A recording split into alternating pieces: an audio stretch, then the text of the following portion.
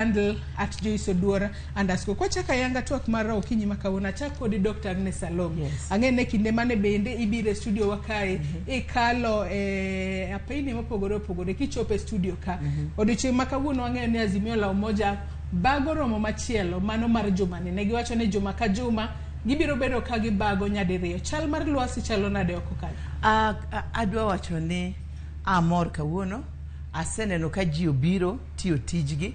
Ji ntie Nairobi to be aneno kata police, which is mano gimonego timre. Kantie maandamano ji onego dhi mbele gi tijgi, ji onego dhi mbele gi gima gitimo. To police, that's the work of the police, to protect anybody's property. Koro amor ni kawuono okwachal military state kaka nyocha wachal week mokalo gi Mandi. Kawuono it's a bit reduced, lakini adwa kwa jopiny mikata joma dhi maandamano wadigi kwe. It is enshrined in the Constitution, Article 37. People have a right to demonstrate. They have a right for picketing. Koro gimagiti money is within the Constitution. Lakini gitime gikwe. Maane makwa jopo. Recho koruka kori neno ka lwasi